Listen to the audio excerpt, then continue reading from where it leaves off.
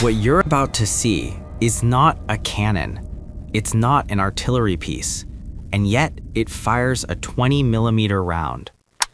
In a world where rifles are measured in millimeters like 5.56, 7.62, or .50 caliber, there exists a weapon so extreme, so absurdly powerful, that many people refuse to call it a rifle at all. This is the Anzio 20mm, a shoulder-fired weapon capable of launching ammunition normally reserved for anti-aircraft guns and autocannons. A rifle so massive, so violent in recoil and blast, that firing it feels less like pulling a trigger and more like detonating controlled artillery. But why does this rifle exist? Who would ever need a 20mm rifle? And where does the line between rifle and cannon truly end? Today, we explore the world's most extreme rifle ever built. The Anzio 20mm is an anti-materiel rifle manufactured by Anzio Ironworks, a small but legendary American firearms company known for building some of the most outrageous large-caliber rifles ever conceived. Unlike conventional sniper rifles, the Anzio 20mm is not designed to eliminate personnel. Its purpose is pure destruction of equipment. Radar installations, light armored vehicles, aircraft on the ground, communication towers, concrete structures. This rifle fires 20 by 102mm or 20 by 110mm cartridges, the same class of ammunition used in aircraft cannons like the M61 Vulcan or the Hispano-Suiza series. To put that into perspective, a 5.56 NATO round weighs around 12 grams. A .50 BMG projectile weighs about 45 grams. A 20mm projectile can weigh over 100 grams, often packed with incendiary or armor-piercing compounds. Calling it a bullet is almost misleading. This is a shell. And yet, the Anzio 20mm is legally classified in many places as a rifle. To understand why a 20mm rifle exists, we must look at anti-materiel doctrine. Modern warfare is not just about soldiers. It's about logistics, sensors, vehicles, and infrastructure. Destroying a radar array can blind an entire unit. Disabling a fuel truck can stop an armored column. Crippling an aircraft on the ground is often easier than shooting it down in the air. This is where anti-materiel rifles come in. The 50 BMG became famous for this role. Then came even larger calibers, the 416 Barrett, the 408 Chaytak, the 50 DTC Europe. But Anzio Ironworks asked a forbidden question. What if 50 caliber isn't enough?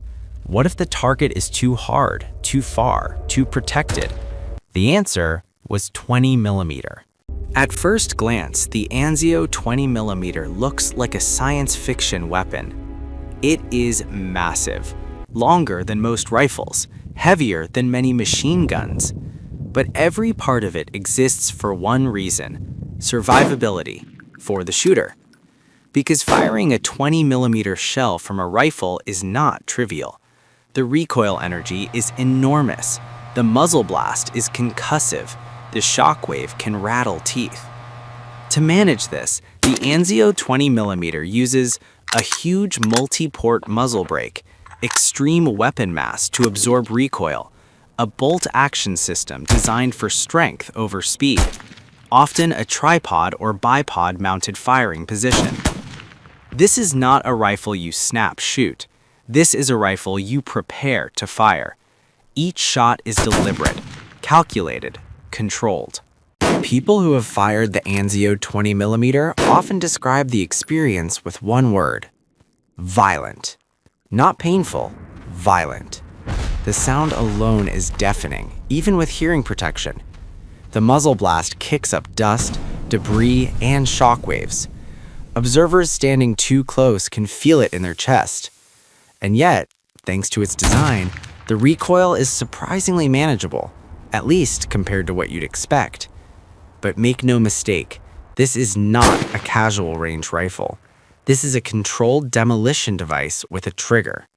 One of the biggest misconceptions is that large caliber weapons lack accuracy. The Anzio 20mm proves the opposite. At long distances, this rifle can deliver surgical destruction. While it will never match a .308 sniper rifle in finesse, its role is different.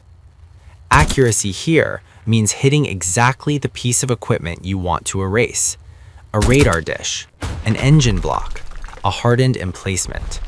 At those tasks, the Anzio 20mm excels.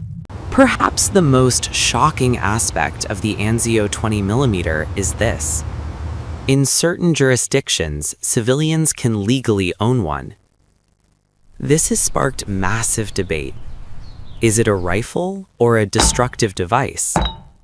Where should the legal line be drawn? Does ownership equal threat?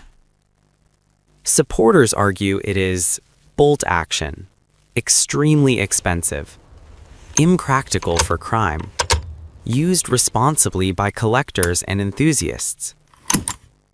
Critics argue that a 20mm weapon has no place outside the battlefield. The Anzio 20mm exists directly on the edge of firearms law. Despite internet myths, the Anzio 20mm is not a rapid-fire weapon, a crowd control device, a practical combat rifle for infantry. It is a specialized tool, rare, expensive, demanding. Its existence is less about warfare and more about engineering limits. It asks, how far can a rifle go before it becomes something else entirely? The Anzio 20mm is not important because many people will use it. It is important because it represents human obsession. The obsession to push boundaries, to test physics, to redefine categories. It is the same mindset that created supersonic aircraft, deep-sea submersibles, and rockets that leave Earth. The Anzio 20mm is not practical. It is extreme. And that is exactly why it exists. So, is the Anzio 20mm really a rifle? Or is it something else entirely? A shoulder-fired cannon? A legal anomaly? A monument to excess? One thing is certain. In the world of firearms, nothing else comes close. This is the Anzio 20mm, the world's most extreme rifle. If you find the Anzio 20mm to be a thought-provoking philosophy, please like, share, and subscribe to support the channel.